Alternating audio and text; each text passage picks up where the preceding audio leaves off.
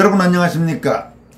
대법원은 4.15 총선 선거 무효소송 중 이른바 투표지 증발 의혹이 불거져 큰 논란이 됐던 파주월 선거 무효소송 선고 공판을 지난 8월 30일 열었습니다. 여러분들에게 이미 보도해드린 대로 대법원 특별 3부 대법관은 이흥구, 안철상, 오석준 이 3명의 대법관이었습니다만 대법원 특별 3부는 그날 파주월 선거 무효소송 등 남은 선거 무효소송을 전부 기각함으로써 4.15 총선 선거 무효소송을 모조리 기각하는 그런 결과가 나타났습니다. 그런데 이 파주월 선거 무효소송과 관련해서 원고 측 변호인인 도태우 변호사가 판결문을 아주 정밀하게 분석해 본 결과 하나의 두드러진 특징이 나타났습니다. 이 파주월 선거 무효소송에서 가장 마지막까지 논란이 됐던 것은 이른바 투표지 증발 의혹, 그러니까 선거 당일 투표록에 기재됐던 21장의 이상한 투표지가 재검표장에서는 일절 나타나지 않은 의혹과 관련해서 아주 논란이 됐던 사건이죠. 그렇다면 선거 무효소송을 기각하든 인용하든 간에 판결문에 그와 관련된 내용이 들어있는 것이 당연한 상식일 겁니다.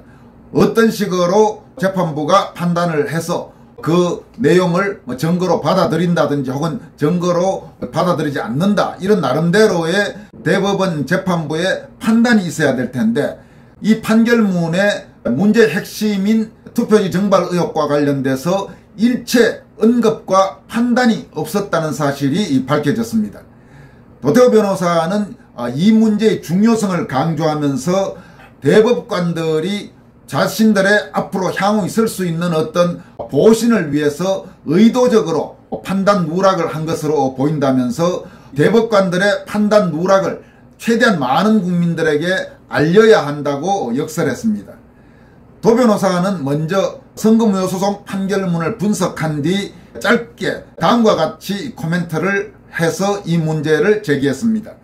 대법관 이흥구, 안철상, 오석준 파주월 선거 무효소송 판결문, 사라진 투표지들, 즉 금촌 이동 제2투표소 투표록에 기재된 약 21장의 투표지들이 재검표장에 나타나지 않아 재검표장의 투표지들이 위조된 투표지로 보이기에 수사가 진행 중인 사안에 대한 언급과 판단이 일체 없다, 먼저 이렇게 문제를 제기했습니다.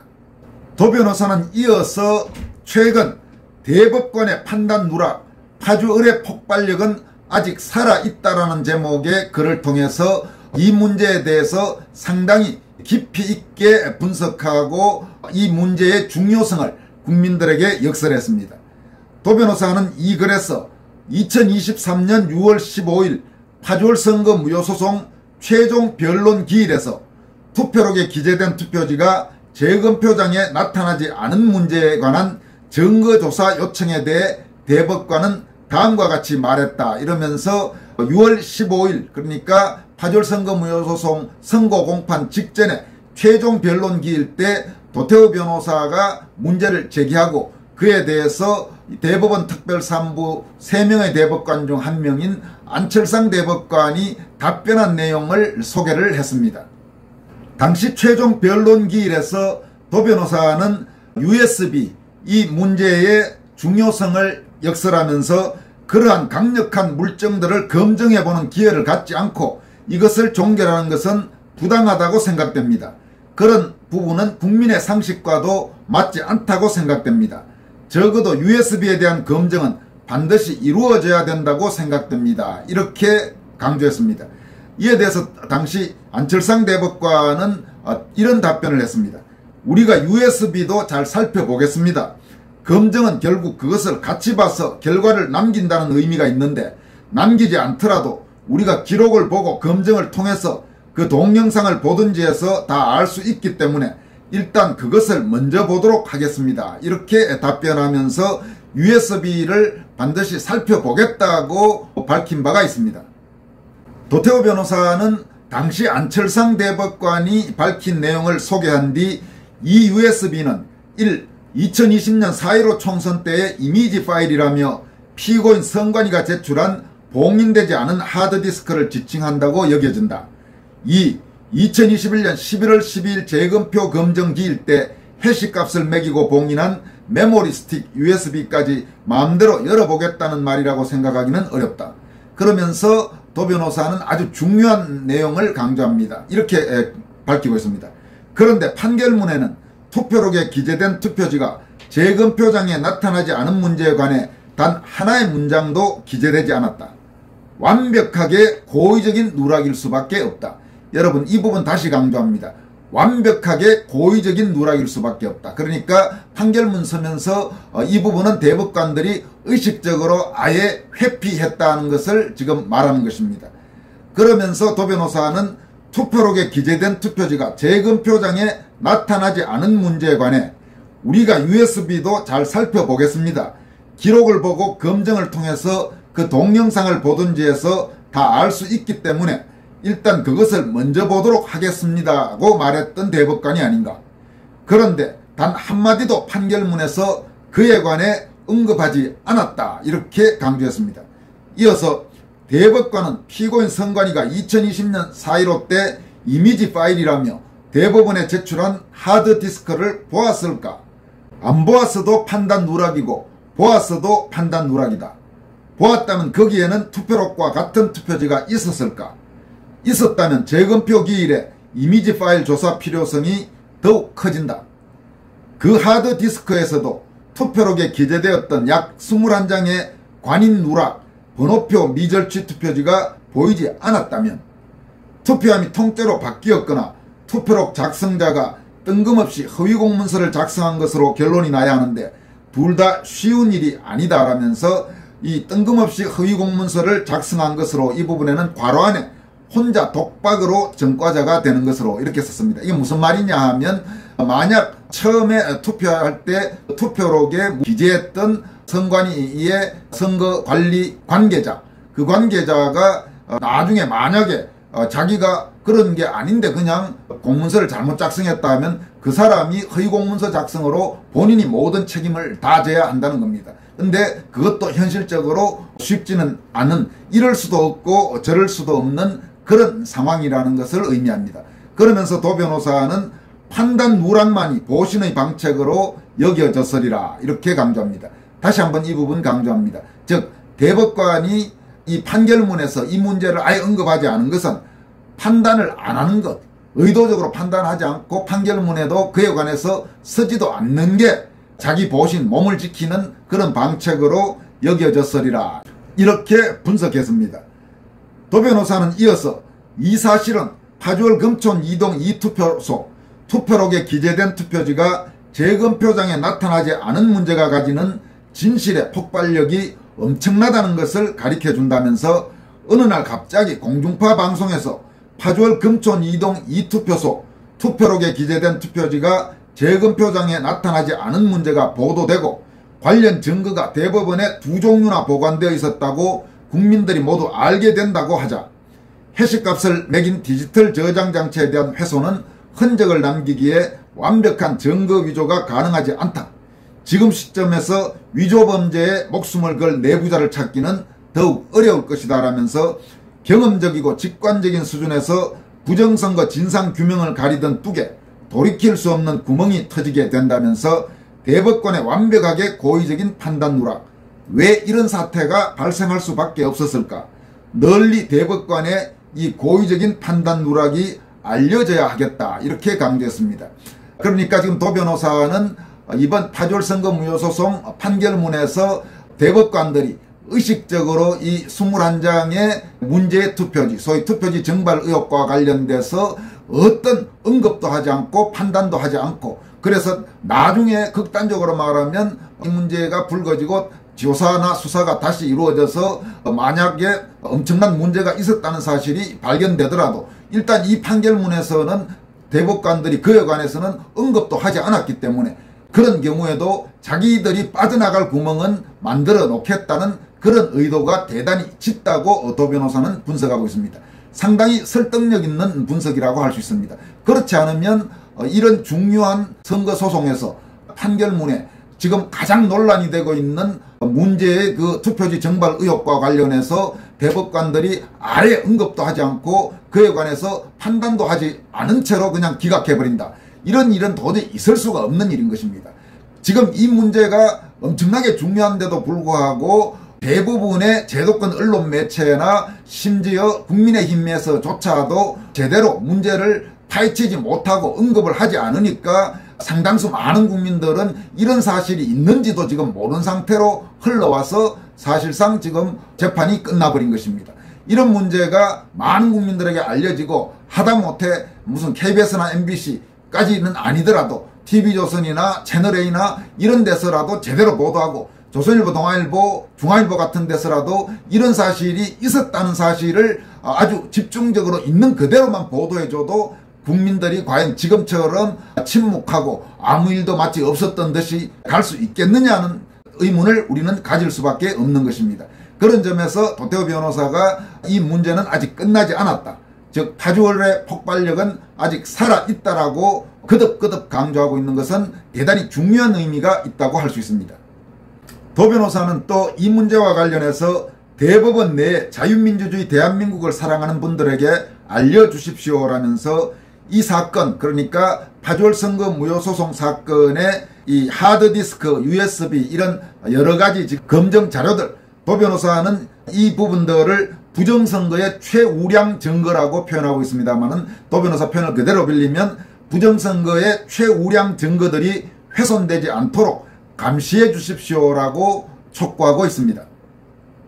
이어서 전해드릴 소식은 사회정의를 바라는 전국 교수 모임, 즉 정교모에서 진정한 언론 정상화 실천을 촉구한다라는 제목의 성명서를 발표했습니다.